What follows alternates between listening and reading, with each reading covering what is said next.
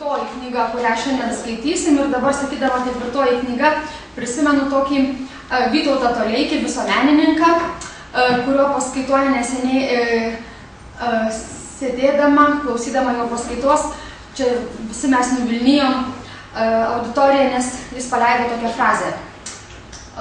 Beje, jis labai toks geras viešosios retorikos specialistas. Tai sako, jeigu mokytojas per dieną neperskaito bent 50 puslapių, iškart jį reikia mesti iš darbo ir jis negali pats mokyti nesimokydamas. Tai vat aš noriu jūs patikinti, kad jau šiandien, žinokit, jūs perskaitėt už turbūt kelias savaitės į priekį, ne po 50 puslapių šiandien perskaitėm, bet tikrai stipriai daugiau.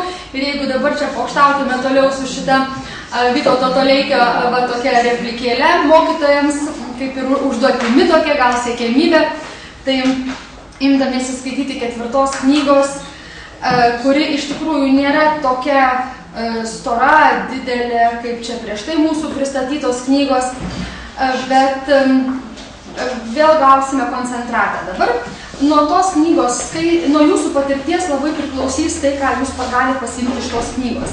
Dėl ko? Dėl to, kad mes skaitysime Stefano Robbins knygą, tai yra akademiko knyga, kaip vadovauti žmonėms. Ir iš jo vadovėlių mokosi Amerikos, Europos, Lietuvos studentai aukštosiose mokyklose. Taigi turim reikalą su akademiku, su mokslų daktaru, su vadybos žinovu. Na, aš mokinausi iš tokio vadovėlio. Tai to paties autoriaus knyga Organizacinės elgsenos pagrindai. Bet kai mes ėmėm tos knygos, mes labai į tą knygą skaityti, kaip ėmėme, labai džiaugiamės, nes prieš tai žmogeliai mokinosi iš organizacinės elgsenos, kuri buvo 800 lapų storumo. O, sakė, mums išėjo pagrindai. Bet kai aš pamačiau, kad turim knygelytę, o dabar jau visai taip mažybiškai galiu ją ir pavadinti, tas pats autorius, tos pačios tiesos, bet vėlgi koncentratas. Tai skaitysime tą koncentratą, kuris yra sutrauktas į 63 vadybos taisyklės. Knygos pavadinimas Kaip vadovauti žmonėms yra aiškiai nuoroda, kad knyga yra skirta vadovams ir tų taisyklių laikymasis turėtų būti jų, kasdieninis supratimas, suvokimas. Iš ties knyga tinkama būtų vadovui ant darbo stalo, kaip toks kalendorius.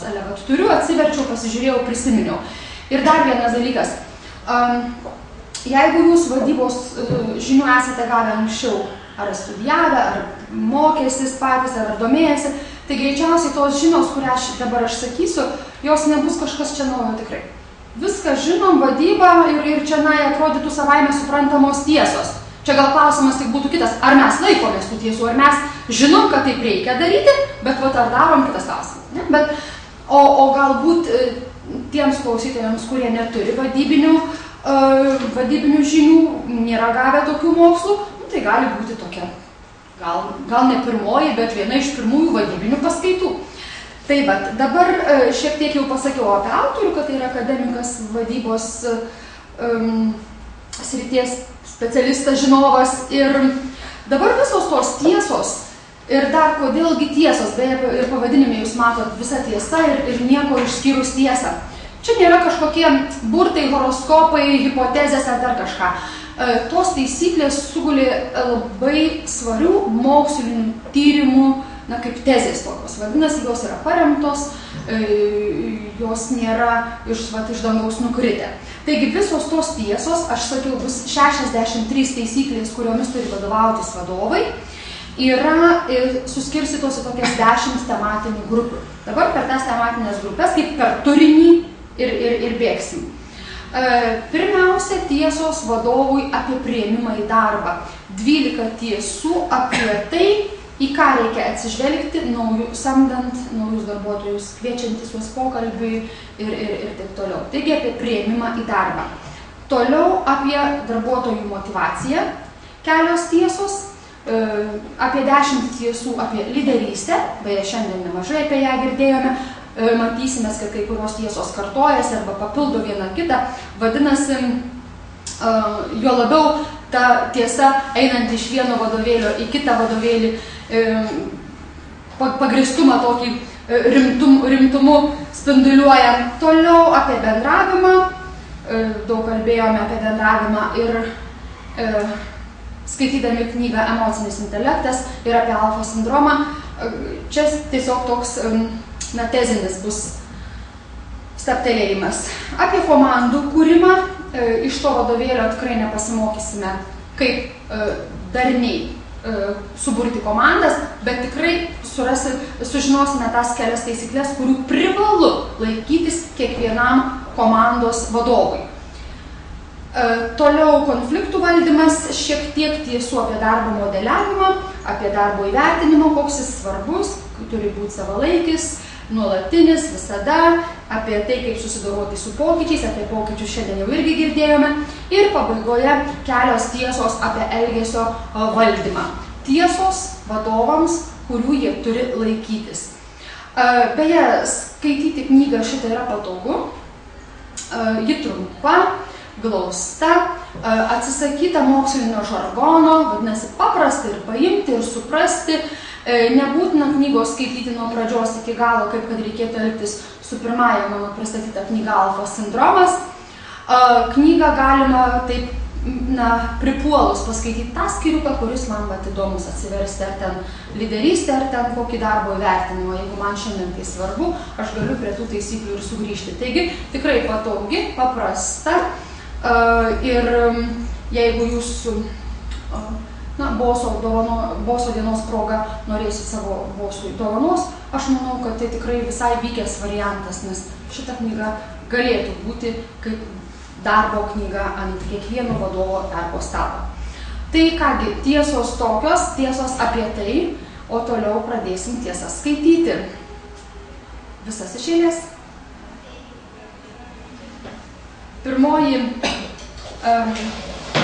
Pirmoji tiesa, tai yra iš patarimų vadovui, kaip priimti žmonės į darbą, yra apie tai, kad, tarsi toks mitas, kad lyg ir laukiame visi darbščių, pasitikinčių, atkaklių, sąžiningų specialistų, taip, ateinančių į mūsų organizaciją. Bet štai, ką sako pirmoji tiesa, nesureikšminkite taip bruožų, labai svarbus yra elgesys. Jo elgesys prieš tai buvusioje organizacijoje. Ankstesniu elgesiu reikia remtis, o ne absoliutinti žmogaus bruožų. Antroji taisyklė vadovų yra tokia, kad reikia pasakyti visą tiesą apie darbą, o ne tik teigiamus aspektus. Jeigu reikės dirbti kartais viršvalandžius, tai turi būti pasakyta priimant žmogų į darbą. Jeigu bus kažkokių nepatogumų, ar darbo sąlygų, ar nebuvimas, ar ten kokie kiti nenumatyti, būtų labai gerai, kad tas žmogus sužinotų tai dar prieš priimant jį į darbą. Kasgi atsitiktų kitu atveju, jeigu tas tikroviško darbo apibūdinimas, išaiškėtų paskui, jau kai žmogus priimtas. Ogi labai paprastas dalykas, žmogus jaustųsi apgautas, jo motyvacija silpnėtų, jis ne taip gerai atliktų darbą, kaip galbūt jis gali, kaip mes iš jo tikimės. Arba dar kitas variantas, jeigu darbdavys daug dėjo pastangų, kad surastų tinkamą specialistą, o štai dabar atsitiks taip, kad paprasčiausiai darbuotojas išeis iš darbo, nes jausis, kad jį apgavo. Vadinasi, tikroviškas darbo apibūdinimas labai svarbi irgi tiesa priimant žmogų į darbą. Toliau, labai dažnai atsitinka taip, kad pokalbis būna vienintelė priemonė kandidatui patikrinti. Taigi, reikšmindami pokalbį, ar mes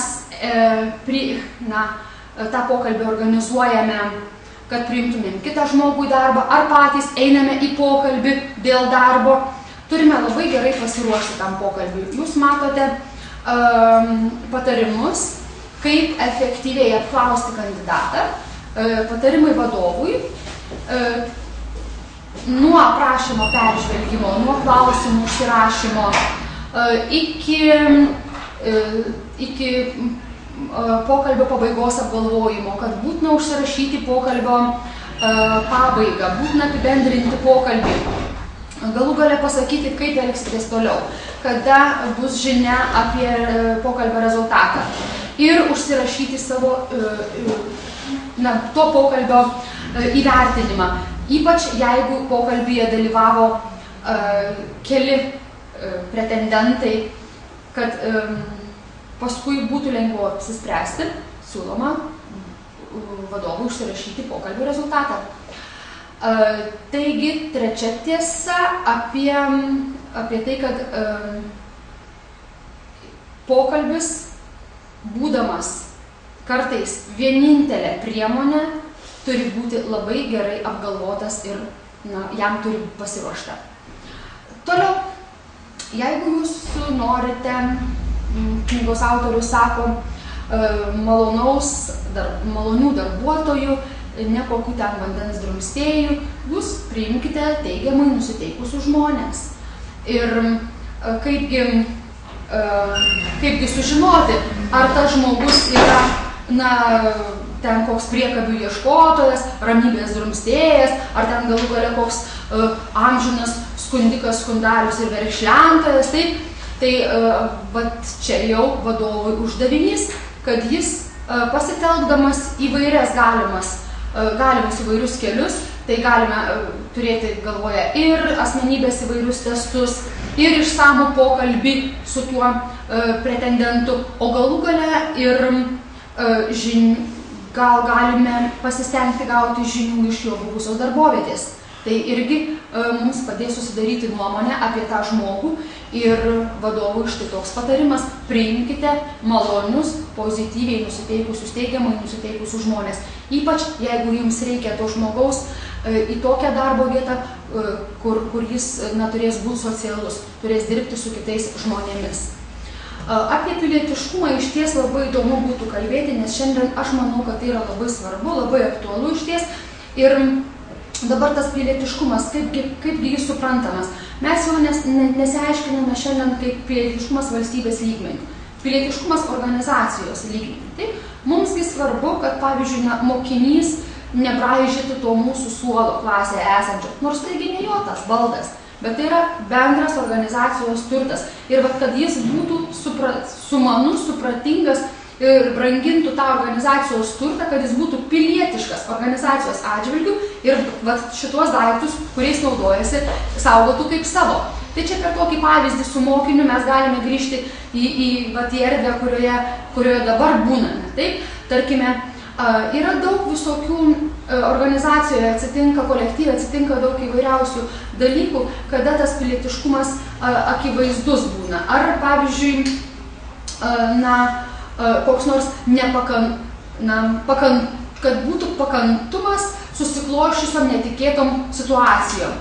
Atsitiko bėda, kažkam kažkokia nelaimė kolektyve ir reikia užimti klasę. Taigi puikiai žinome, kaip, tarkim, bibliotekos vedėja atsivedusi tos penktokus, susodinusi, uždeda jiems ten Garfieldo filmuką ar dar kažką ir jie čia pat būna užimti. Juk iš ties tai bibliotekos vedėjai tikrai į jokias pareiginės instrukcijas neįeina pamokų užėmimas. Bet štai matom pilietiškumo, čia ir dabar tokį pavyzdį, kada žmogus elgiasi pilietiškai ir jam visai nėra vienodai, kaip jis elgiasi. Jam nėra vienodai organizacijos kažkokios tai bėdos ar čia pat iškilę rūpesčiai.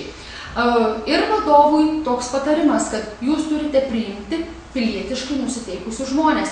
Arba dar kitas dalykas, klausimas, kaip paskatinti, kad žmonės būtų pilietiški ir brangintų savo organizaciją, kad tos vertybės, organizacijos vertybės nebūtų jam svetimos. Vadovui labai paprastas patarimas yra, jūs turite elgtis su žmonėmis sąžiningai ir teisingai ir greičiausiai jie tada su organizacijos atžvilgiu, jūsų atžvilgiu bus irgi taip pat sąžiningi ir teisingi.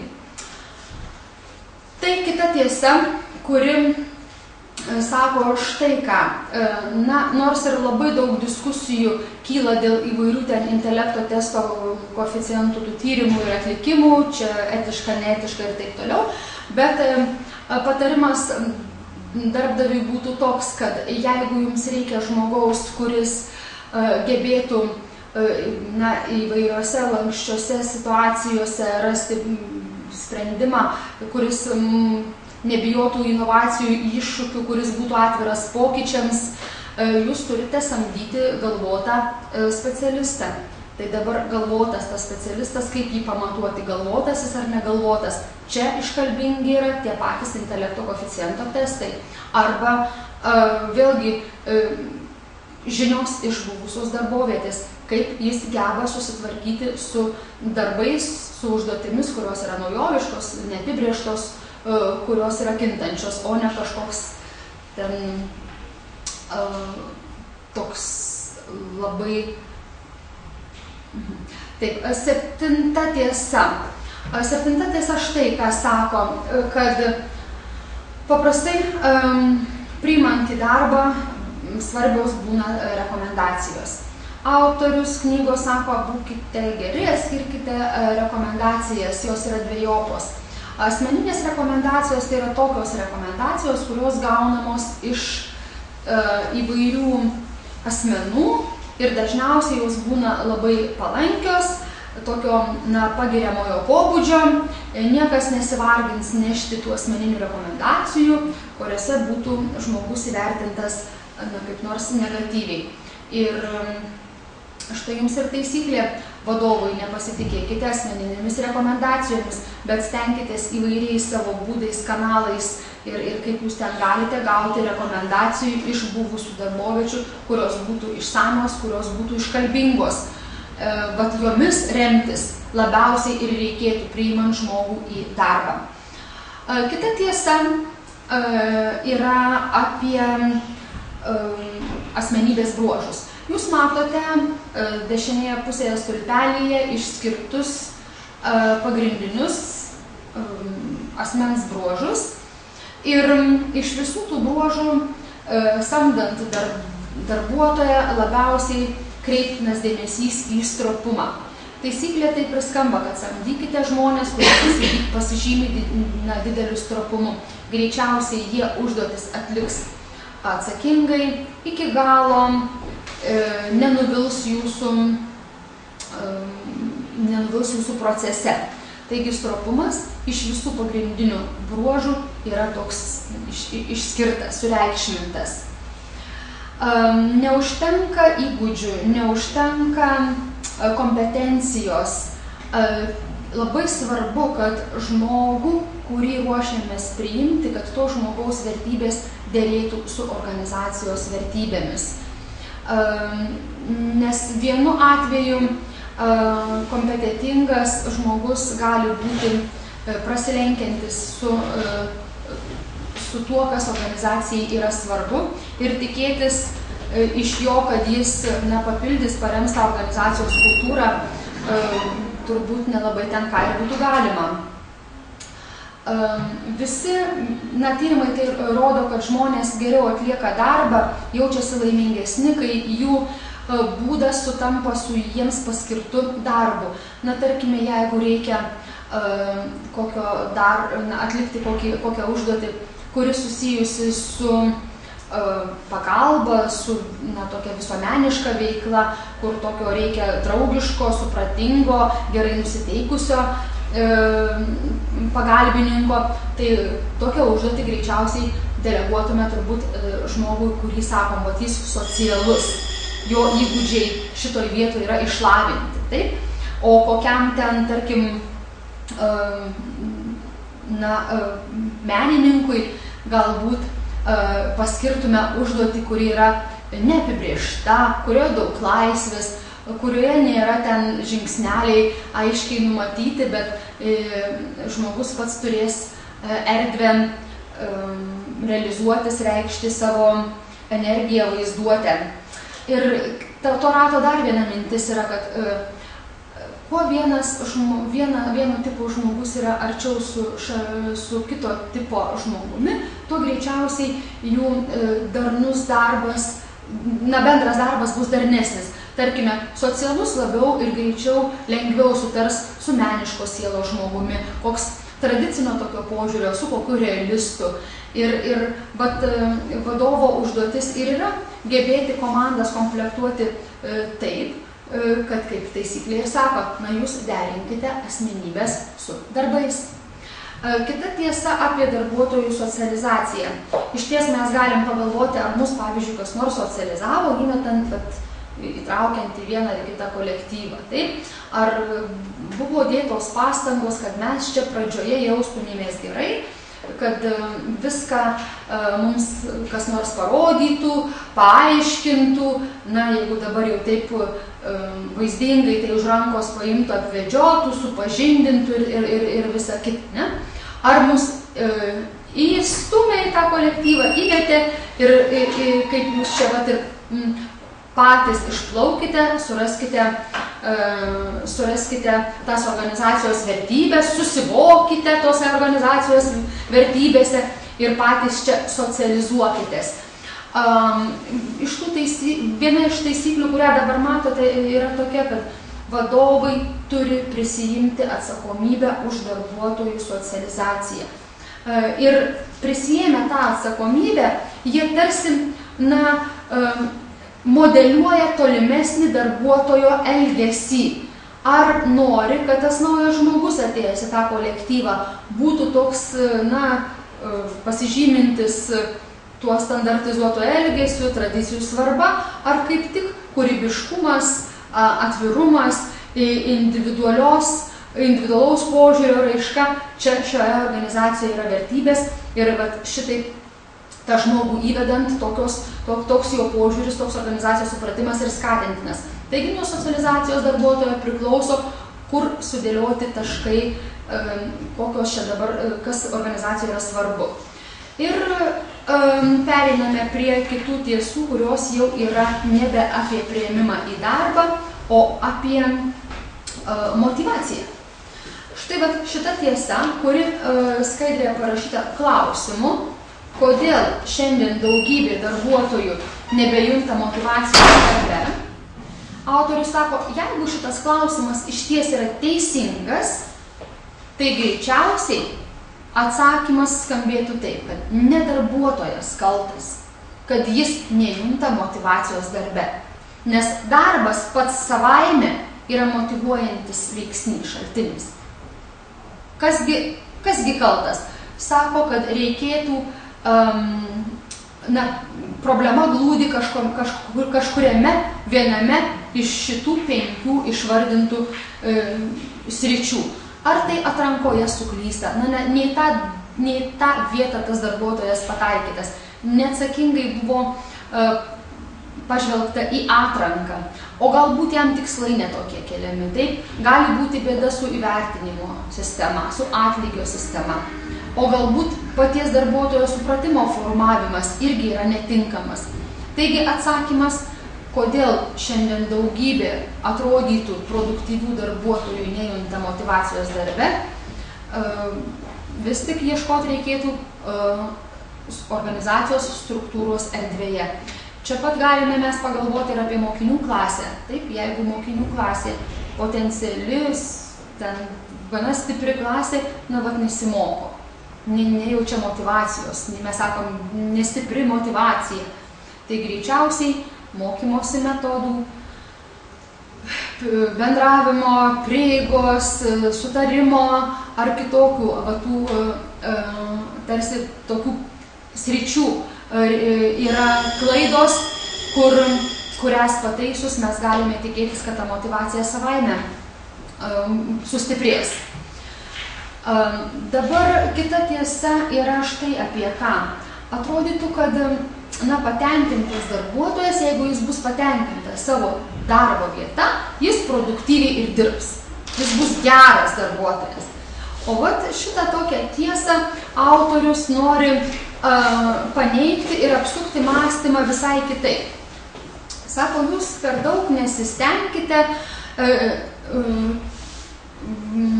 visai kaip patenkinti to darbuotojo. Ten ar rašikliais, ar knygelėm, dovanom, ar spektakliais, bilietais į spektaklius, ar kokiom kelionėm. Ne čia esmė yra. Esmė yra štai kokia. Jeigu darbuotojas turėdamas sąlygas, jeigu darbuotojas turės sąlygas gerai atlikti darbą ir atliks gerai darbą savo, tai čia jo varikliukas ir bus. Bet tada jis jausis patenkintas, kai gerai atliko savo darbą. Tai vadinasi, darbdavio visas rūpestis yra, kad sąlygos tam darbui atlikti būtų sudarytos. Sąlygos sudarytos, darbas atliekamas tikėtina gerai, darbuotojas, kuris atliko tą darbą, patenkintas, motyvacija stiprėja, didėja. Vat kaip, o ne patenkintas darbuotojas ir tada jis būtinai jau ten gerai dirbs. Tokį mitą autorius paneigia. Kita tiesa mums primena tokį dalyką, kad žmonių vertybės įvertinant kartą socialinę aplinką, kurioje jie augo, brendo, ką iš tos aplinkos sugėrė, žmonių vertybės skiriasi. Ir jeigu tie žmonės, kurie į darbo rinką, na tarkime čia taip pavadinti tie veteranai, kurie į darbo rinką įsiliejo praeito, kada ten, 6-7 dešimtmetyje, tarkime, taip, tai jie turėjo visai kitus, na, jų požiūris yra kitoks. Jie tiki autoritetais, vadovas jiems autoritetas, jie tiki paties darbo, sunkaus darbo galia ir prasme tiki. Šiandieniniai į darbo rinką įsilieję jaunuoliai, jie reikšina kitus dalykus. Jie laisvė, patogus gyvenimas, karjera, finansinė sėkmė, štai kas jiems yra svarbiausia. Ir dabar įvertinę tai, kad skirtingų kartų žmonės skirtingai žiūri į darbą, tai vadovo reikalas yra pagalvoti, o tai kokio man reikia žmogaus organizacijoje, arba va toje konkrečioje darbo vietoje, kokio aš čia modeliuoju, kokio aš čia norėčiau, kas čia turėtų būti svarbu. Vadinasi, reikia atsižvelgti ir į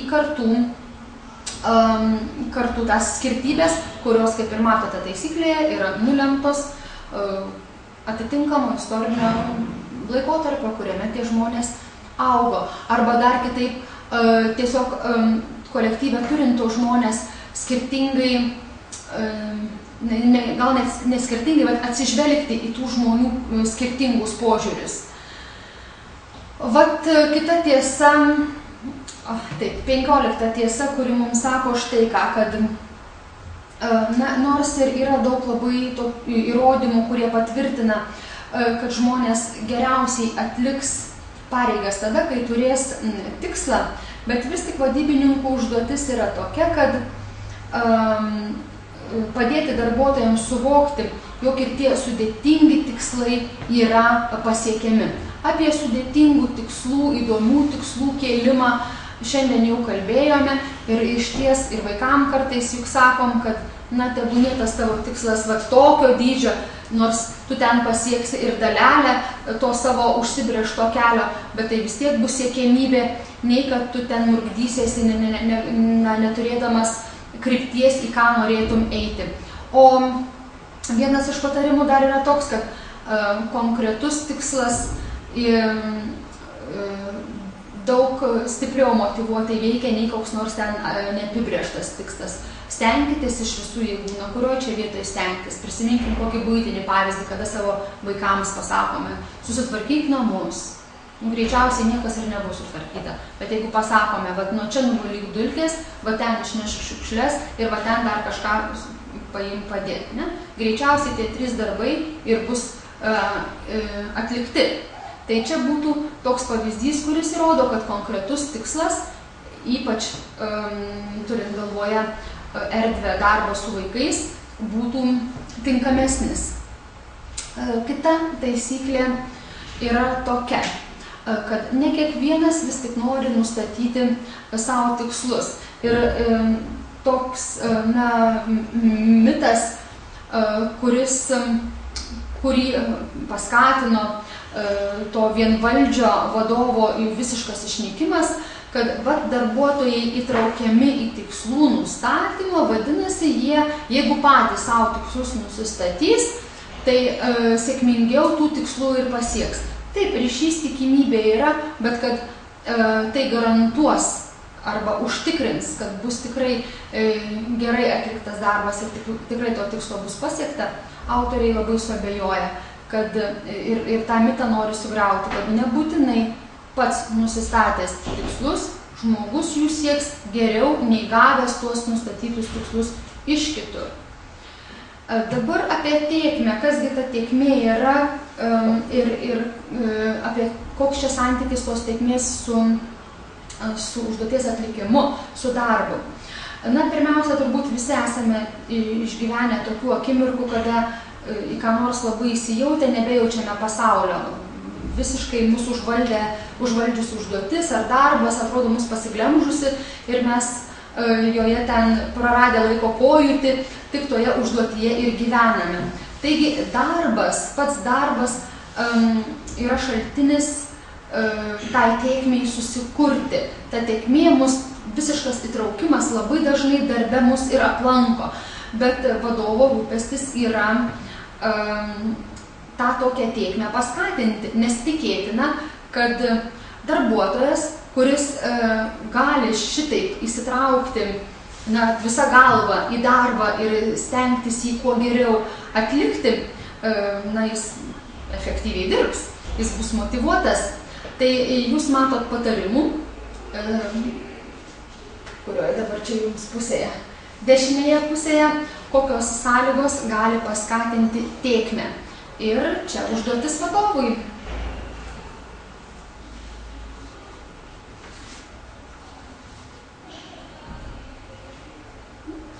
Ir kita tiesa apie internetinę prieigą. Bet daugiau mažiau mes visi jau turime darbo vietoje tą internetinę prieigą.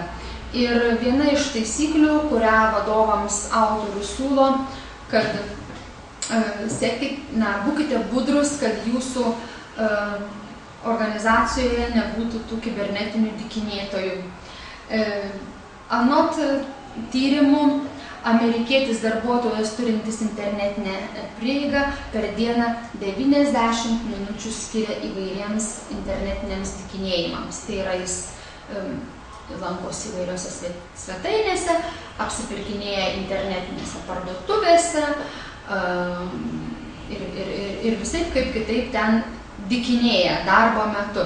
Na, iš ties gana sunku būtų įsivaizduoti, kaip mokytojas, valdantis 20-30 mokinių paauglių klasę, dar turėtų laiko ten dykinėti po internetą, bet kodėlgi nesusimaščius, kad galbūt tai irgi gali būti, jeigu ne šiandienos, tai ateities mūsų problema, o gal ir nebus, bet jūs matot, kaip galima, kokie patarimai, kaip užkirsti kelią tam kibernetiniam dykinėjimui darbo vietoje. Būdų įvairių, tiesiog vadovas turi priimti sprendimą, kokį kelią jis rinktųsi. Nuo tokio paprasto atrodytų idėjinio patarimo, kad siekite, kad darbas būtų įdomus ir žmonėms nebūtų ten noro tame internete sėdėti, iki tokio griežto pasižiūrėjimo, kad įdiekite stebėjimo programinę įrangą, supažindinkite savo darbuotojus, kad jūsų organizacijoje yra taip, o ne kitaip, ir jūsų, pavyzdžiui, asmeniniai laiškai bus skaitomi, jeigu jūs čia darbo metu tuo užsiiminėsite. Klausimas, aišku, ar etiška dabar, kad mano kas nors skaitys asmeninius laiškus. Tai jeigu jūs informavo, kad tokia programinė įranga yra ir kad jūs čia gali dabar sekti ir kad jūs negalite darbo metu to užsiimti, atsakymas greičiausiai būtų taip, etiška. Galų gale organizacijos vadovas atsakingas, kad jo darbuotojai nelandžiotų po kažkokius ten puslapius, kurie yra nepageidautini ir tokio įstaigoje jų iš vis nereikėtų versti. Tai va, ir čia vadovui apsispręst, jeigu yra tokia problema, kaip tas internetinis dykinėjimas darbo metu, kokių imtis priemonių, kad išvengtų tokio laiko švaistymo. Aš tiesą pasakius, sunkiai įsivaizduoju mokytoją per pamoką atsivertusi ten ar internetinę parduotuvę, ar Delfi, kokį tinklalapį, nes atrodytų, kad veikla ir gausa klasėje visokių darbų tiesiog natūraliai neleidžia taip elgtis. Vat, toliau kita taisyklė štai kokia, apie grįžtamąjį ryšį. Atrodytų, kad patarimas išties labai paprastas, bet autoriai sako, jūs nepatikėsite, kaip iš tyrimų matyti, kiek daug vadovų šitą paprastą patarimą ignoruoja, vertindami pavaldinio darbą. Na, grįžtamasis ryšys turi būti labai konkretus. Sužaiskim pavyzdžiui tokių pavyzdžių. Vadovas sako savo pavaldiniui, man nepatinka jūsų požiūris. Apie ką čia dabar? Gali būti kitaip. Man nepatinka jūsų požiūris į darbą. Jau konkrečiau. Ir dabar dar pažiūrėkime kitą pavyzdį. Man nepatinka jūsų požiūris į darbą, nes jūs kasdien vėluojate 5 minutes. Na, vat, jums ir tas pats geriausias kritikavimo pavyzdys, nes labai aiškiai, konkrečiai, į konkrečią situaciją nukreipta pastaba.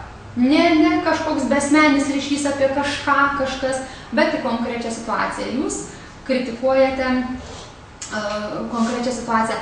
Beje, kritikuoti tokią situaciją, kurioje žmogus įgalus pasikeisti. Nes kritikuoti tokią situaciją, iš kurios mes negalime išlipti kažkaip, tarkime, kad ir toks pavyzdys, užstrigome kokiame nors ten spūstyje, kamštyje ir vėlavome į darbą. Na, tegul ten tas vadovas dabar baisiausiai pyksta, ar ten riaumoja, ar ten vara mane, taip, jeigu aš juk negalėjau nieko pakeisti tuo momentu, spūstyje būdama.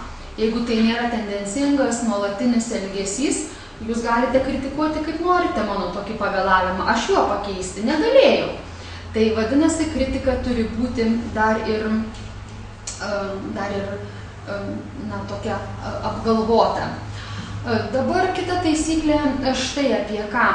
Koks atlygis, tokie ir rezultatai.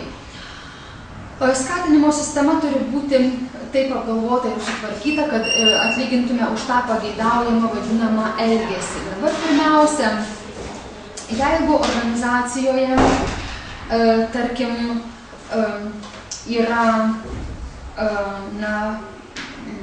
reikšminamas etiškas elgesys, o koks nors kolega paskiriamas į postą, o kolega išties nelabai etiškai besielgiąs, taip? Va tai tada mes sakom, kad vadovas greičiausiai čia prasilenkia su vertybėmis, vieną deklaruoja, o kitą daro. Arba galim galbūt ir kokį kitą pavyzdį. Knygoje pavyzdys apie policininkus, kurie patruliavo štai taip. Jie važinėjo, mažo miestelio policininkai važinėjo aplink miestelį, ištisai nuolatos visados, o ne patruliavo miestelį. O kodėl? O todėl, kad jiems atlygindavo už nuvažiuotą kilometražą. Labai paprasta, o tai ko jiems ten? Už ką atlygina? Taip ir daro. Tai tebūnė toks ne iš švietimo aplinkos dabar čia atėjęs pavyzdys, bet iš knygos, kurią mes dabar skaitome. Taigi taisyklė 20, koks atlygis, tokie ir rezultatai. 21 taisyklė iš tikrųjų sako štai ką, kad esama gausiai įrodymų, kad darbuotojai vertina ne tik tuos absoliučius atlyginimus. Jie į įdėtą darbą, savo tą indėlį į darbą, jie lygina, turi galvoje iš karto ir išsilavinimą, ir kiek pastangų, kokią patirtį čia dabar, kiek pastangų skyrė, suvokia visą tą savo indėlį, jie tikisi būti įvertinti ir įvertinti teisingai, tinkamai. Jeigu jis jaučiasi, kad jis nėra pakankamai įvertintas, jis greičiausiai, tikrai būdamas sumanus, sugalvos, kaip atsiimti tą savo dalį. Atsiimti savo dalį jis gali labai įvairiai. Nebe taip labai stengtis, kaip galėtų, prabaikštauti, aplaidžiau dirbti, na, kažkaip ignoruoti kažkokius tai darbus. Vadinasi, kalbam apie susilpnėjusią motyvaciją, jeigu elgesys nėra tinkamai, na, teisingai įvertintas. Na, sakiau, šitos skaidrės neversiu taip greitai, bet jau dabar atsivertė, tai tiesiog tai tebūnė ir atsivertė. Čia auditorijai užduodu tokį klausimą, kad tai kasgi labiausiai motyvuoja, taip, kas labiausiai skatina dirbti. Ogi labiausiai stipriausiai darbą motyvuojantis veiksnys, tai yra pripažinimas. Pripažinimas, vėlgi čia mes galim dabar bet kokioje situacijoje jį suvokti taip, ar mes šeimose, savo šeimos narius, savo vaikus tuo pripažinimu daliname, ar klasės mokinius, ar galų gale, jeigu grįžtame į erdvę, kurioje tą temą plėtojame, ar kolektyvo nariai, bendruomenės nariai yra sulaukę to pripažinimo.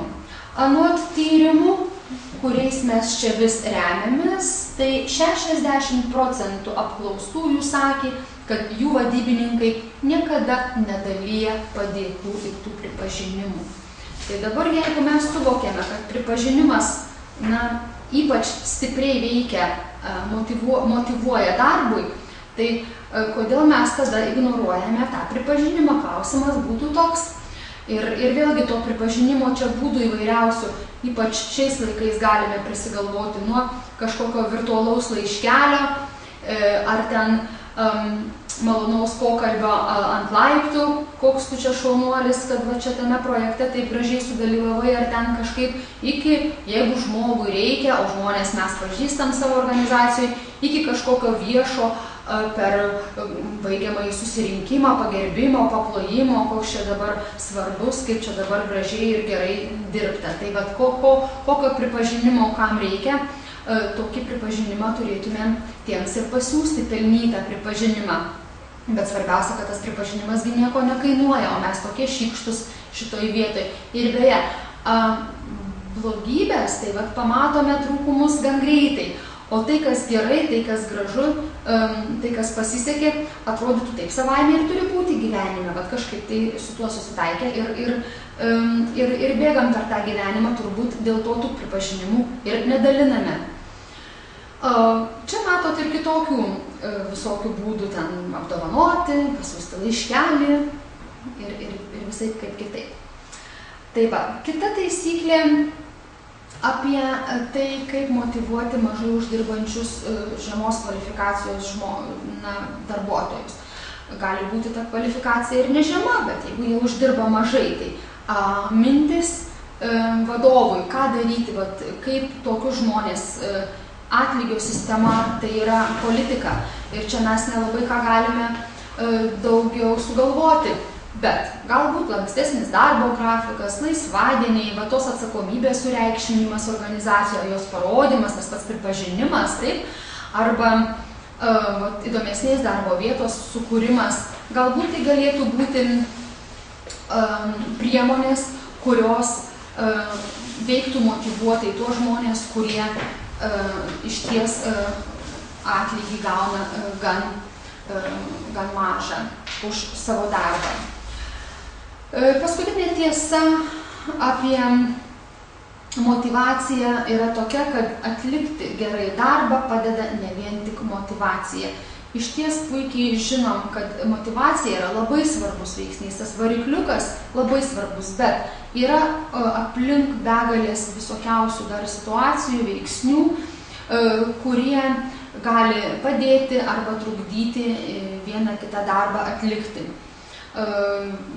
Ypač darbo kokybė gali nukentėti, jeigu, tarkim, nėra netinkama aplinka, jeigu nėra išteklių, jeigu neaiškios darbo taisyklės, galų gale laiko ištekliai, mes patiriame savo kasdienėje veikloje, kaip būna greit, čia ir dabar, ir dar gerai, ir dar tu vienas, nes kiti aplink 3 negali, ir turi kažką padaryti. Taip, tai galime sakyti, kad motyvacijos tada neužteks. Rankų trūksta, laiko trūksta, taip, o kitam galbūt sugebėjimo trūksta. Čia vis mokykliniai bendruomeniai ironizuoja toks pavyzdys, sklando, kad kasgi bus, jeigu jūs ten matematikams pilietinės akcijas, šventes, paprašysite jų, kad jie organizuotų. Atrodytų, kad istorikai jau išsisėmė, lituanistai irgi. Tai greičiausiai matematikai sakys, kad jiems sugebėjimų paprasčiausiai trūksta tą pilietinę, istorinę, kokią nors ten datą pažymėti. Tai vat, toks pavyzdys gali iliustruoti, kad jeigu žmogus ir bus motyvuotas, jeigu jis iš ties supranta šito šventės svarbą, bet jis dėl to, kad toje srityje nėra specialistas, jis negebės to šventės užvesti, suorganizuoti sugebės, bet galbūt ten tada kitų gebėjimų reikia. 25 tiesa apie lyderystę ir iš viso apie lyderystę dabar perbėgsime per 10 tiesų. Lyderystės esmė yra pasitikėjimas. Tokia yra pirmoji tiesa apie lyderystę ir autoriai sako, kad jūs negalite vadovauti puikiai žmonėm, jeigu jie jumis nepasitikė, arba jeigu ir jūs jais nepasitikite. Taigi vėl į pirmąjį planą, kaip raudona gija, išeina to šiuolaikinės lyderystės bruožas pasitikėjimas. Ir štai jūs matote patarimus, ką siūlo autorius, kad tas pasitikėjimas augtų. Įskaitom, taip? Gal minutę peržiūrėt.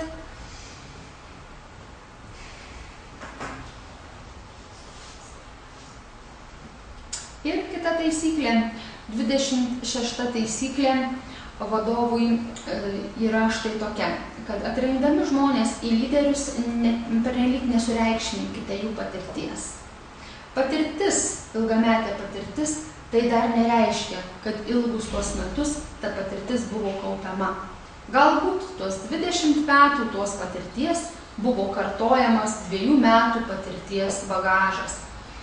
Ir labai svarbu, kaip patirtis turėta gali būti pritaikyta naujoms situacijoms, naujoms aplinkybėms, naujoje erdvėje, arba kaip ta patirtis nauja, sena patirtis gali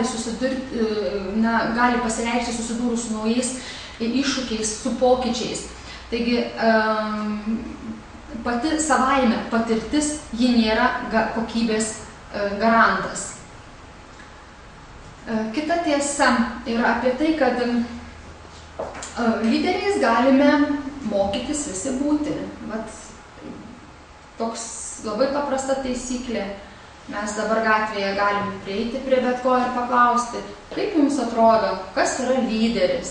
Ir visai žmonės nesunkiai pasakys, protingas, aiškiai, garsiai daug kalba, dar ten drąsus kažkoks, dar ten išvardins kokių bruožų, ten koks nors pasitikintis. Tai vat, šiaip mes tarsi tokia opinija yra, mes suprantam, kas yra lyderis. Mokslininkai tik vis ginčijasi, nerasdami vieno sutarimo, kasgi tie lyderiai, o mes tai suprantam, kas tai lyderiai yra. Tai jeigu mes taip gerai suprantame, kas yra lyderiai, tai kodėl mums nepabandžius tokiais būti? Dabar klausimas, ar tas pabandymas iškart nulems sėkmę, kad mes būsime sėkmingi lyderiai? Greičiausiai klausimas būtų, kad ne. Čia garanto nebus, bet bent pabandyti būti panašesniais į lyderius, arba atrodysime kitiems panašesni, bent pabandyti, tai mes galim. Vadinasi, lyderystės mokytis labai aiškiai turime suprasti, kad yra aiškios nuorodos, kaip mokytis lyderystės. Ir kita vertus, srautai literatūros apie lyderystę, ar skaitytume akademinę literatūrą, ką mes dabar darome, ar skaitytume populiariąją psichologiją, kuri dabar užversta, lentynos užverstos įvairios populiariosios psichologijos ten panašios tematikos knygų. Tai įtaka žmonėms, lyderiavimas, tokios temos, kurios turbūt, nežinau, nurungamos nebent ten kokių gal kulinarinių knygų, pirmose vietose iš tų visų. Bet šiaip jų tikrai gausu ir tik panorėję galime to mokytis. Vagi. O toliau kita tiesa apie tai, kad vadovo rūpestis reikalas, užduotis yra gebėti formuluoti problemas. Ir dabar šitas problemų formulavimas yra gražiai gretinamas su fotografo darbu. Tarkim, ką fotografas? Fotografas tą tokį mus supantį pasaulį, kur daug visko, jisai sufokusuoja, nukreipia savo objektyvą ir sufokusuoja kadrą kažkokį. Ir jis mums parodo tai, ką jis matė. Vat jam čia atrodė gražu, jam čia atrodė svarbiausia, įdomiausia ir jis čia dabar nufotografavo. Tai lygiai taip pat ir vadovas toje gausioje erdvėje įvairių problemų, rūpesčių, arba netgi galime kalbėti apie, tarkim, kažkokį lankstumą faktų atžvilgių. Vadovo rūpestis yra sufokusuoti savo žvilgsnį ten, viziją tarsi kažkokią numatyti, kad čia yra svarbiausia organizacijai, čia mes dabar dirbame. Ir čia labai didelė atsakomybė, kur tas žvilgsnis bus sufokusuotas, kur vadovas ves tą komandą, tengi ta komanda ir eis. Aišku, galimi klystkeliai, galimi apsisukimai, kaip mes sakom, ant kulniuko ir iš naujo. Bet geriau būtų, kad tų klystkelių būtų mažiau. Ir va čia šita vieta labai svarbi vadovui. Jis turi gebėti suformuluoti tai problemas, kad vestų organizaciją tinkama kryptimi. Vat iš šitos skaidrės tai man labiausiai patinka tas paskutinis sakinys, iš tikrųjų čia dabar jau kaip ironizuoju, bet tiesa yra apie ką? Apie lūkesčius. Kad lūkesčiai yra išties lūkesčiai turi labai didelę galią ir jau nuo senų senovės, žinom, išmintis bylojo, ko tikiesi, tą ir gausi, kažkaip ten man buvo panašiai. Taip? Ir apie lūkesčius galime galvoti kaip apie kažkokią savotiškai išsipildančią pranašystę. Tai vat lūkesčiai darbuotojo atžvilgių duoda geresnių jo darbo rezultatų. O jeigu mes su kažkuo elgsimės kaip su nevykėliais, ir greičiausiai jie mūsų nenuvils. Paprasta kaip 2x2. Todėl ir vaikam negalime sakyti, ir kolegom negalime sakyti. Geriau tas pripažintas, palaikantis, padrasinantis ir gal kažkur ne tik palaikantis, bet ir su pagalba veiksmas. O tokie lūkesčiai tikėtina duos geresnius rezultatus. Ir jūs matot, jau turbūt perskaitė, taip, kol aš į ką didesnius lūkesčius sudedame, tie sulaukia tiesiog didesnio ne tik emocinio palaikymo, bet ir atlieka tinkamiau darbą. Dabar kasgi vieni lyderiai be savo tų sekėjų, kurie yra šalia jų, kurie daro jų užduotis, vieni lyderiai be sekėjų nebūtų, nieko ir nepadarytų. Iš ties labai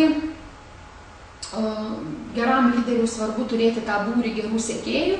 Jūs matot, kaip atpažinti tuos gerus sekėjus. Čia yra išvardinta, kas būdinga geriems sekėjams, tai kad jie geba veikti savarankiškai, tai kad jie yra įsipareigoję, taip, bet prie to įsipareigojimo čia dar galime tą pilietiškumą labai gražiai jisai įeitų į tą mintį, tai kad jie auga, stiprina savo kompetenciją, kelia kvalifikaciją, visą kitą, kad yra drąsūs, kad yra patikimi, kas yra ir tai yra irgi ypač svarbu.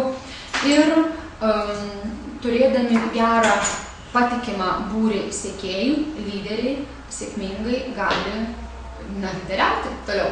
Be sekėjų greitas lyderiavimas būtų, grįžtant prie kolegės Vilijos iliustracijos knygos, taip, ant tos bangos neišsilaikytum. Kita taisyklė apie charizmą. Na, charizma, tai jeigu dabar jau žiūrėtume tą verstume iš graikų kalbos, tai Dievo dovana, malonė, Dievo dovana ir ilgą laiką buvo suprantama kažkokia duotybė. Jos išmokti negalima, tai Dievo duota. O dabar socialiniai mokslai sako, kad kaip ir lyderystės, taip ir charizmatiško elgesio išmokti galima. Reikia bandyti, žinoti, į ką kreipti dėmesį, reikia žinoti, kur pastangas dėti. Ir 3 charizmos sudedamosios, kurias jūs matote pabaigoje skaidrės, būtų tie tokie svarbiausi dalykai, ką atkreipti dėmesį. Tai optimizmas, optimistiškas požiūris, gebėjimas traukti kitus į procesą ir, aišku, įgalinti kitus veikti, tas sekėjų galimybių atskleidimas, veikti jų emocijas. Žiūrėkit, visos charizmos auros sudedamosios galėtų būti kaip puikus papildymas mūsų tos skaidrės, kurioje kalbėjome apie šiandieninės lyderystės bruožus, kas būdinga šiandieniniam lyderiui. Optimistiškumas, kito įtraukimas, motyvavimas, taip, emocinis tas intelektas, visa tai. Ir visi to galime išmokti, pasirodo. Tik reikia sąmoningai stiekti, stengtis.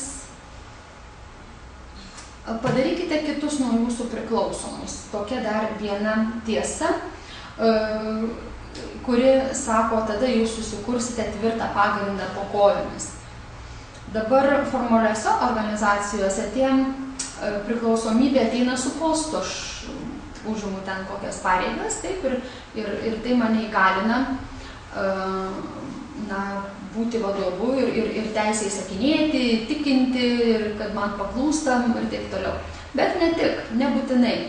Yra kitas dar požiūris, kad nebūtina būti vadovu, norint daryti kitiems įtaką. Reikia valdyti tokį šaltinį, tokią turėti žinią arba valdyti tokį išteklių, kurio kiti neturi. Žiūrėkit, toks pavyzdys, čia toks vėlgi iš pedagoginės praktikos. Vieno mažo miestelio mokytoja prieš kelerius metus sako, aš jau ten kažkiek pusę metų nebeperku nei pieno, nei kiaušinių. Pas mus, sako, mokykloje įvedė elektroninį dienyną. Krūva mokytojų nemoka jo užpildyti, o miestelis tai mažiukas. Tai sako, aš padedu, bet pinigėlių tai aš neimu. Tai jos man kiaušiniais ir pienu. Tai žiūrėkit, tai ar išteklius, gebėjimas, kuriais šita moteriškė kurios valdo, jinai geba dirbti su tuo elektroniniu dienynu ir jinai padaro kitus nuo savęs priklausomus. Ir joks čia neformalus lyderis nieko, tiesiog savo gebėjimais daro kitiems įtaką, savo kompetenciją šiuo atveju. Lyderystės stilių reikia taikyti prie konkrečios aplinkos. Paprasta kaip 2x2. Tų lyderystės stilių yra įvairių. Jūs 4 šiandien girdėjote per kitos knygos pristatymą. O čia, kadangi kitoje knygoje, kaip ir sakiau, toks koncentratas pateikiamas, tai dabar jūs taip įsivaizduokit, kad visus tuos stilius galime taip apibendrinti. Tokie vieni, kurie nurodo, o kiti, kurie palaiko. Ir čia labai paprastas dabar, koks gali būti pavyzdukas, kad ir iš kasdieninės mūsų veiklos. Taip, ateina į mūsų kolektyvą studentė, kuriai reikia padėti išmokti būti gera mokytoja. Taip, padėti įsitraukti visą tą profesiją jau visai kaip. Tai dabar greičiausiai, jei neužteks to palaikomojo tokio vadovavimo stiliaus, taip, jei reikės parodyti, paaiškinti, nurodyti, atversti, pabraukti, pasakyti, patikslinti, taip. O paimkime kitą kolegę, tarkim, kuri ten 20 metų sėkmingai nardo po savo sritį ir jeigu mes jai pradėsime paaiškinti, nurodyti, pabraukti, kas tau čia pasidarė dabar? Čia visai nebegerai, ne? Tai žodžiu, vadovas turėtų užpildyti savo gebėjimų tai, ko kolektyve kam trūksta šitoj vietoj. Ir savo tą stilių vadovavimo, jis ten daugelį tų lazdelių, kaip kad kolegė Vilija minėjo, turi, bet vat, reikiamoje situacijoje įsitraukti vat, reikiamą tą lazdelę ir čia pat vietoje ją pasinaudoti. Tai kuo daugiau įgūdžių vadovas geba, kuo platesniais, tais įvairesniais įgūdžiais geba dirbti taip, juos panaudoti, tuo greičiausiai jo ta lyderystė bus sėkmingesnė. Toliau kas toliau? Tokia čia ir taisyklė, kad ta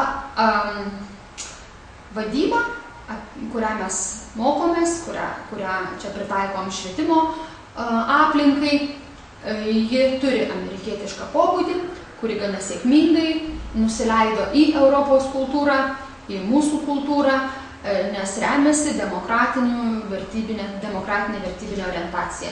Mes neimame autokratinių šalių, rytų šalių kokių, kur visai kitoks požiūris į vadovą, kur labai aiškios autokratinės kokios raiškos. Kita tiesa apie tai, kad organizacijos nesėkmė labai priklauso ir nuo išorinių veiksnių. Ne vien tik jeigu ten organizacijai pasisekė, tai geras vadovas. Organizacijai nepasisekė, tai blogas vadovas. Jūs ten dabar tuo mažo miestelio tą vadovą turbūt galite ir prie kryžiaus kalti, nelabai jau jis ten ką gali padaryti, kad tų mokinių mokykloje padaugėtų. Tai va tai yra išoriniai veiksniai, kurie lemia tai, kad mokykla užsidarinėja, užsidaro, nes išoriniai veiksniai tokie, kad mokinių mažėja. Vadinasi, tikrai ne viskas to vadovo galioje ir jo kaip ten nereikėtų visada kaltinti.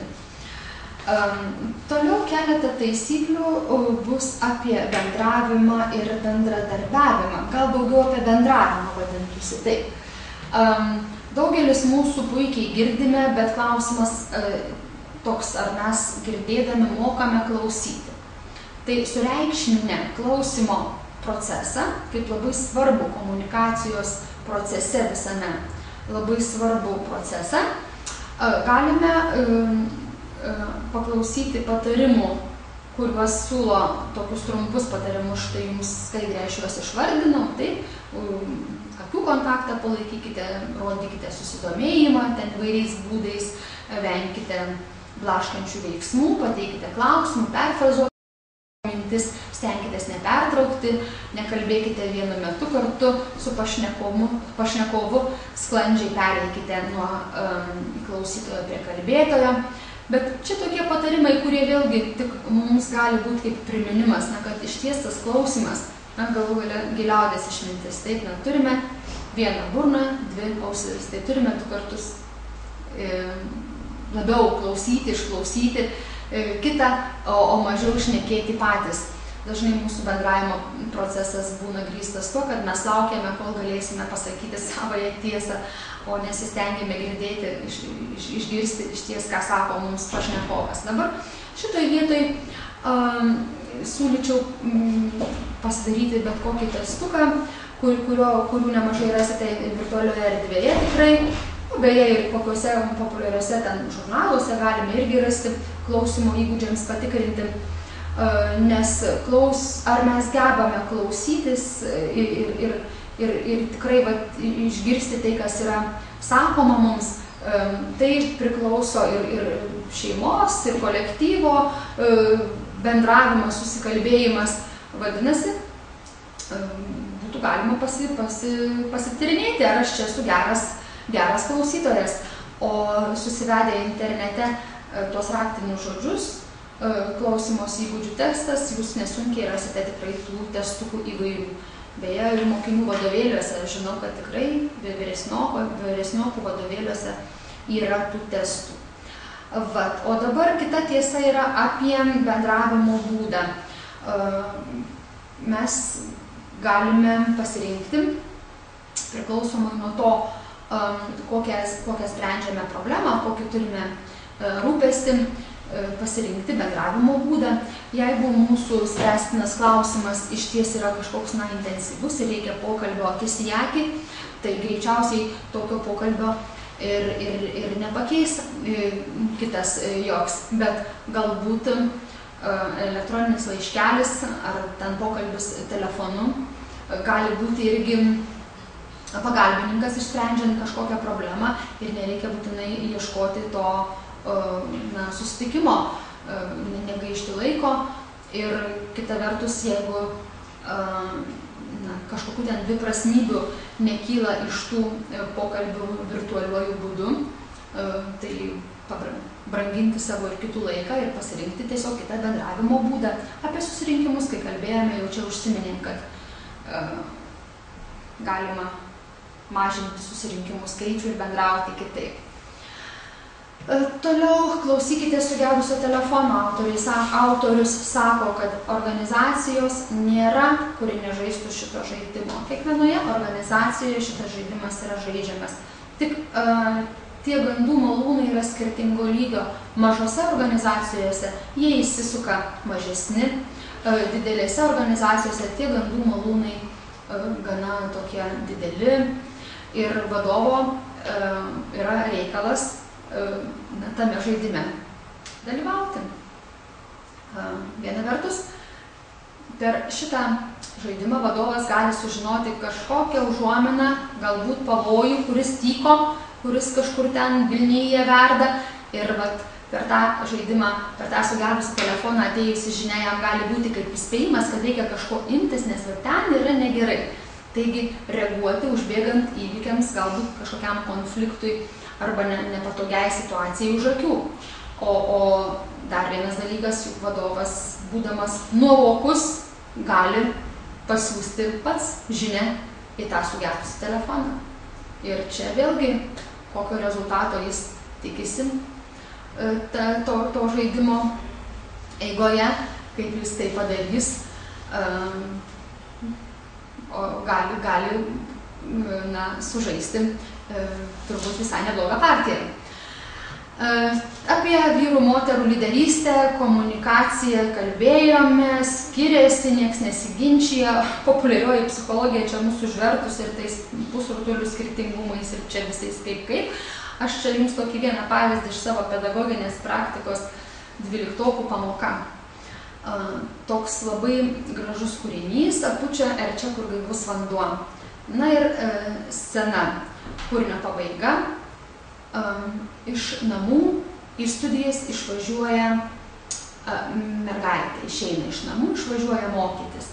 Na, visi ten jos kaip ir gailisi, maža sesutė lieka namuose, su kuo jinai žais tėvai, mama irgi rauda, kad jau čia dabar dukra niekada nebegrįž tokia pat į namus, jau išvažiuoja, užaugo.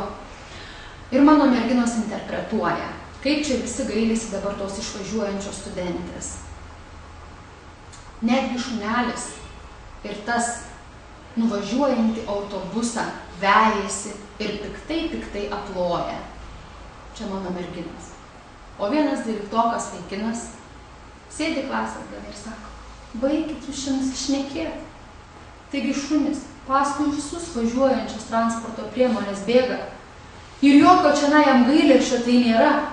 Čia maždaug merginos, jūs tai nusilyrinę, čia subjektai esate. Šunis visada taip. Va tas racionalus, toks vyriškas mąstymas man per literatūros pamokas išlenda gana dažnai. Ir taip tas merginas tarsi padeda taip pat ant žemės. Vat ko jūs čia dabar įsigalvojate nebūtų dalykų. Tai šitas toks pavyzdys iš literatūros pamokų, kaip vaikinai ir kaip merginos analizuoja kūrinius, ypač poeziją, labai akivaizdžiai realizuojasi. Taip, jų požiūris, jų matymas į pasaulį skiriasi. Turime tai vertinti, taip, vadovai. Darbai nustelbia žodžius.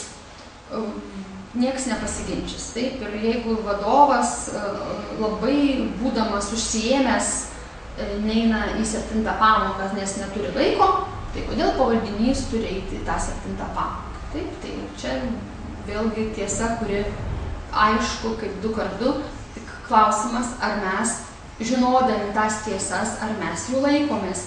Ir vienoje auditorijoje, kada šitos tiesos buvo sakomos štai mokytojams, iš auditorijos tokia replika atskrido. Tai jūs tas tiesas vadovams sakykite, juos mokinkite. Tai mes sakom, tai mes ir mokiname. o replika toliau. Tai kodėl jie taip nedaro? Na tai, žodžiu, poelgiai turi atitikti darbus, tos taisyklės atrodytų aiškios ir man tas palinkėjimas, kad ant vadovų stalo vis tik atsirastų šitą knygą, turbūt jis, ne šiaip savo. Bet dabar tokia, aš tiesiog nenorėjau praleisti nei vienos taisyklės, tai ją palikau, bet mūsų organizacijoms jos nėra turbūt labai artimos. Atvirų knygų vadyba leidžia darbuotojui mąstyti ir va, tą emocinį ryšį vėlgi palaikyti organizacijoje. Kas tai yra ta atvirų knygų vadyba? Tai yra, kada vadovas atskleidžia, na, tarkim, visas kortas savo darbuotojams, taip tikėdamasis, kad jis atviraus ir darbuotojus tai labiau motyvuos ir jie, na, efektyviau geriau dirbs, labiau stengsis, bus labiau motyvuoti. Taip? O čia turbūt verslo organizacijoms kitas būtų požiūris ir kada vadybininkai uždirba konkrečiai pinigus, iš kurių išsilaiko organizacija, ta atvirų knygų vadyba išties iškalbinga. Komandos tapo pagrindinė nepamainoma priemonė darbo veiklai struktūruoti. Apie komandą šiandien kalbėjome, bet vėlgi mes tik reikšminame, kad komandos labai svarbu, kad komandos turi būti apgalvotai sudarytos. Bet ta knyga, tai nėra knyga, kurią pasiėmus galime mokytis komandinio darbo. Apie komandų kūrimą mes dabar čia tik tais kelias tiesas išgirsime, berods 4 tiesos yra apie komandų kūrimą ir jūs dabar mato sėkmingo komandinio darbo tokias sudedamasias, tai darbo modelis, laisvai savarankiškai žmogus turi turėti galimybę savo, na, sudaryti įgūdžius, sudaryti sąlygas įgūdžiams tiems pasireikšti. Taip, toliau komandoje turi būti atitinkama sandara apgalvota, kad toje komandoje būtų įvairių kompetencijų darbuotojų, žinia kontekstas, įvairūs tos aplinkos, kurios būtinos, kad vyktų darbas ir savaime suprantama įvairūs proceso tie kintamieji. Tai būtų 4 sudedamosios, kurios būtinos, kad komanda sėkmingai veiktų. Bet ką daryti, kad būtų komandoje teigiama, o ne neigiama sinergija? Vat kaip išvengti to socialinio dykinėjimo, kuris būtų kaip iliustracija 2+2=3. Vat aš esu komandos narys, bet matau, kad kitas komandos narys snaudžia. Tai kodėl aš dabar turiu stengtis? Tai ir snaudžiam, taip? Ir tada aš vienas padaryčiau daugiau, jis vienas irgi padarytų daugiau. Bet kadangi komandoje darbas organizuotas taip, kad individualių pastangų niekas nepamatuos, tai ir snaudžiam visi. O dar jeigu ten tas, na, toks požiūris į darbą ir ta motyvacija tokia šlubuoja, tai pat ir ta neigiama sinergija akivaizdi. Bet, na, reikia siekti tos teigiamos sinergijos, kada 2+2=5. O čia vėlgi labai nesunkiai suvokiamas dalykas, jeigu, vat, tarkim, aš turiu puikią idėją sporto šventės organizavimui, bet kuri čia tuoj pat bus, taip, ir kolegė turi puikią idėją sporto šventės organizavimui. Ja, mes turime 2 labai geras idėjas, kaip organizuoti čia sporto šventę birželio 1 dieną. Mes tas savo geras idėjas ir turime, bet kai mes susėdame kartu, į komandą, kai suėjome, iš mūsų bendro tarimosi darbo gimė tokia idėja, kuri neprilyksta nei mano gerai, nei jos gerai, jinai yra dar geresnė. Vat teigiama jums ir sinergija. Mes atskirai tos idėjos būtume niekaip nesugalvoję. Jinai gavo tik iš bendro tarimosi, bendro darbo ir sprendimo ieškojimo. Vat teigiama sinergija 2+2=5 ir vadovo reikalas yra dirbti taip, kad ta teigiama sinergija būtų organizacijoje skatintina, kad komandinis darbas būtų taip suorganizuotas, kad ji ir reikštųsi. Apie statusą, na, iš tikrųjų, tai statusas jau nebėra toks svarbus, kaip kad buvo prieš kelias ten kartas, bet niekas nepaneigs, kad mes vis tik gyvename dar toje klasinėje visuomenėje ir statusas turi reikšmės. Ir netgi knygos autorius žaidžia tokiais, na, pateikia mums tokius pavyzdžius, kaip skirtingo statuso žmonės skirtingai bendrauja virtualioje aplinkoje, tarkim, vadovai, kurie užimantis aukštas pareigas, į elektroninius laiškus atsako vėluodami, tiesiog neskuba juos atsakyti, jų atsakymai būna ten keliais žodeliais, netaisyklingai parašyti, nes jie nesistengia, jie turi svarbesnių reikalų, negu čia dabar laiškeliai kažkokie ten taip, kad ir darbiniai. Vidurinės grandies vadovai virtualioje erdvėje rašo ilgus laiškus, aiškinimus, kokius ten dėsto, jų visai jau kitas pobūdis va šitoj veikloj. O žemiausio rango darbuotojai dalinasi dažnai šypsenėlėmis, įvairiais ten visokiais ženkliukais ir į laiškus įvairius užklausimus atsako greičiausiai ir neuždelsia kažkokių ten tų gautų žinučių nelaiko. Tai vat vienas pavyzdys, kad vis tik statusas turi reikšmės. Ne kiekvienas yra komandos narys, labiausiai vadovas turi atkreipti dėmesį formuodamas komandas.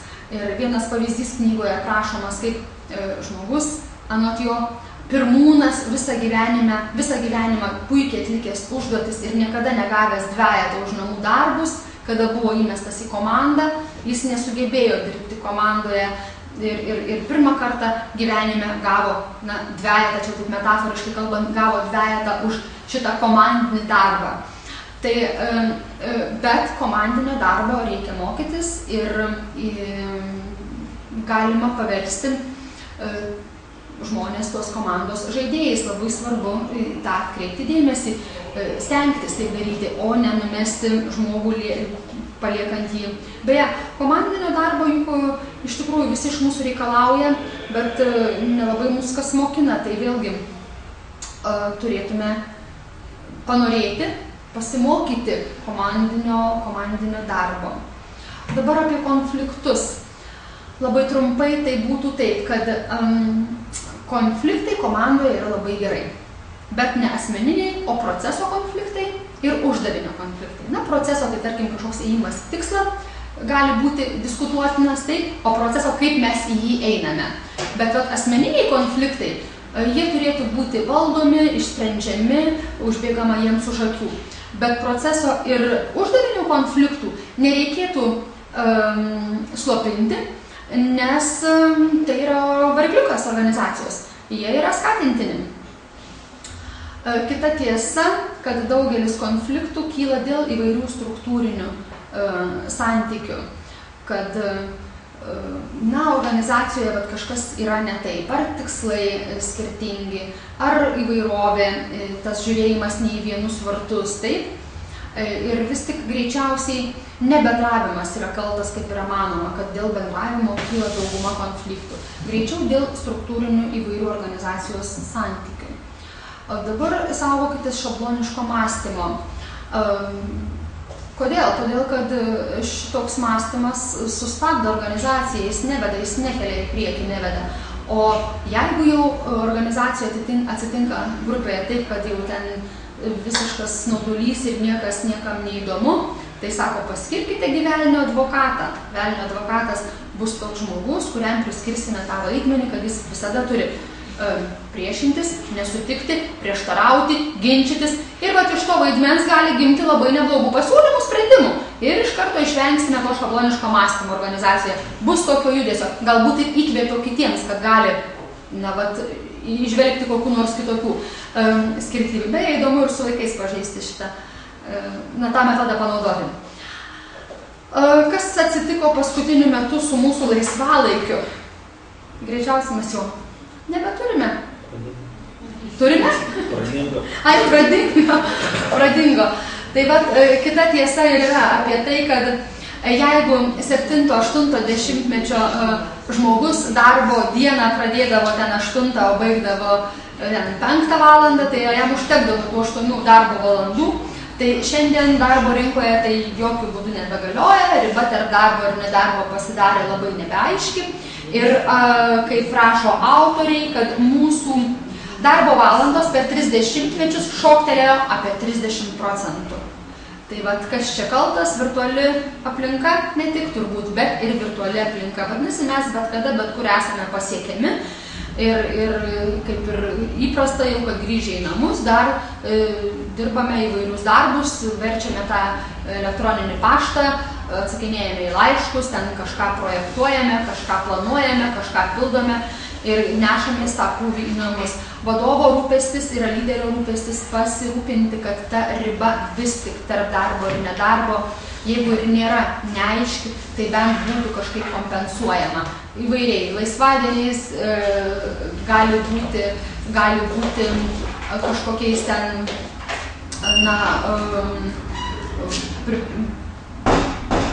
atlyginimais ir visa kita, nes darbuotojai nėra patenkinti, kai darbas suryja visą jų ir asmeninį gyvenimą. Dabar mokytojų darbas geras ar negeras? Negeras? Geras. Geras? Marginas, geras ar negeras mokytojo darbas? Vat mokytojas, geras darbas ar negeras? Penktadienio vakarą. Ir prieš atostogas. Na, iš tikrųjų, vieniem nueikime mokytojų kambarį. Pusė mokytojų kambario geras, o pusė mokytojų kambario negeras. Tai ką tai reiškia? Tai reiškia, kad priklauso nuo požiūrio. Vieniem taip atrodo, kitiem kitaip. Netgi dirbant tomis pačiomis sąlygomis, gaunant tą patį atlygį, vieniems atrodo vienaip, kitiems atrodo kitaip. Tai kokia čia dabar gali būti, koks čia sufleris vadovui, o sufleris labai paprastas. tą požiūrį galima keisti. Nu, keisti ne ta žodis, formuoti. Požiūrį gali formuoti aplink esantys žmonės. Jūsų kaimynai, jūsų draugai, vyrai, žmonos, darbdaviai gali jums formuoti tą požiūrį. Vat mokytojo darbas geras, ar jisai blogas. Tai vadovo čia irgi reikia, gal šitą politikos dalykas.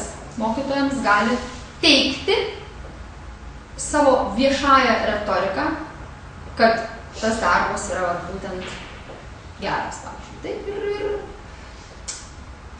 kadangi viskas priklauso nuo požiūrio, o požiūrį galima paveikti, o mums norėtųsi, kad tie, kurie dirba tą darbą, būtų pozityviai nusiteikę, taip, kad jiems atrodytų, tai motyvacija sugrįžta galų gale.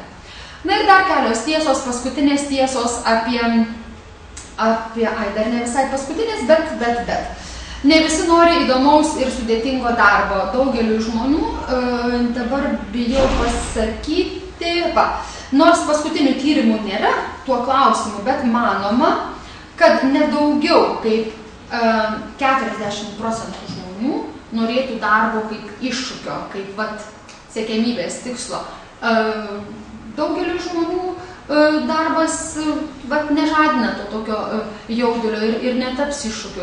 Jie gali rasti kitų erdvių, kur tobulėti. Galų gale žmonės priklauso įvairiom organizacijom, religiniam, politiniam, šokių būreliam, dar visokiem nebūtinagi vien tik Seime parodyti, galima ir šokio aikštelėje pasirodyti, ne? Tai ir tas darbas nebūtinai yra kažkoks iššūkis, siekiamybė, ką reikia įveikti, ko reikia pasiekti.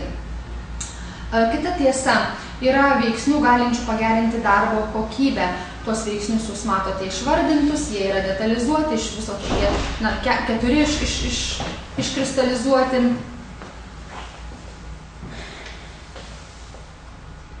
Šias 4 ypatybės.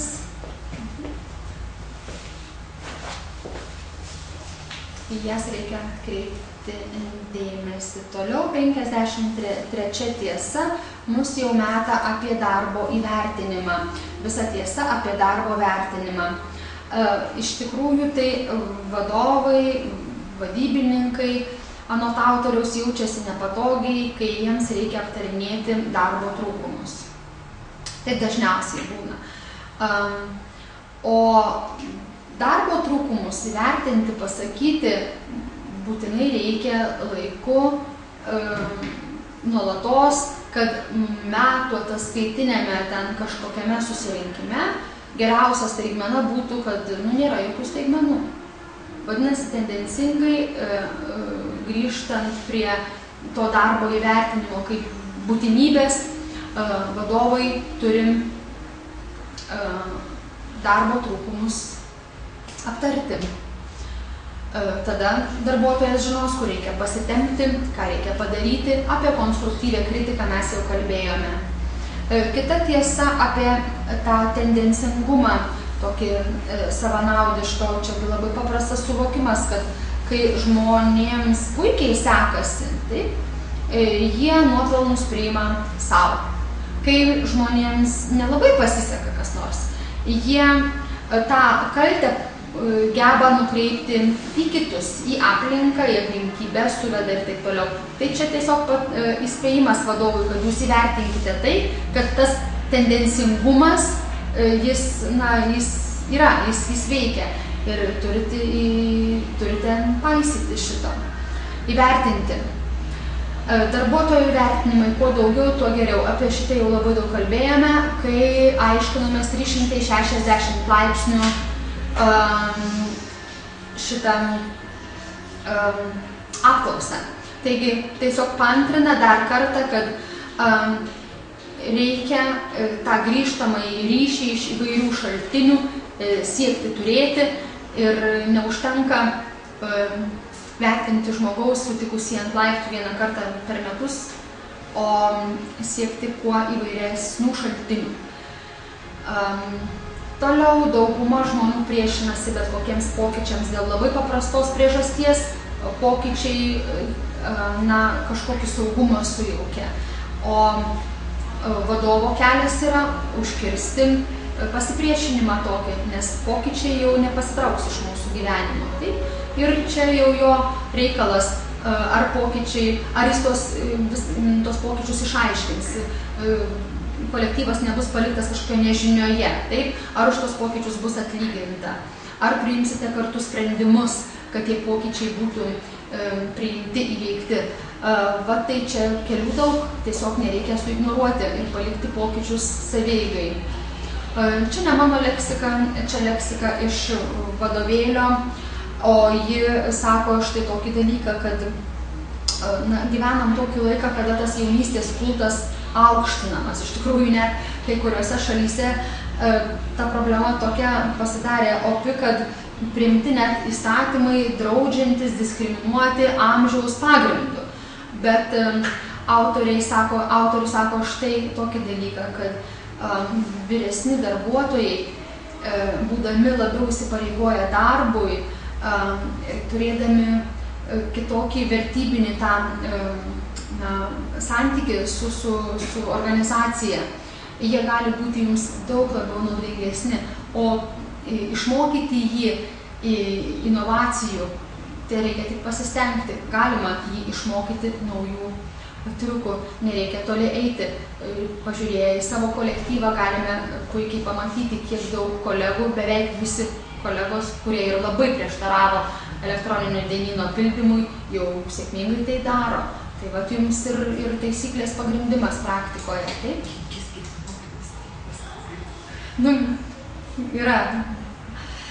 Norėdami sumažinti pasipriešinimą pokyčiams, leiskite darbuotojams dalyvauti priimant sprendimus. Tikėtina, kad darbuotojai, kurie dalyvaus priimant sprendimus, atsakingiau tuos sprendimus paskui įgyvendins. Bet tai nebūtina sąlyga. Čia tik tikėtina, kad darbuotojai, kurie dalyvavo priimant sprendimus, bus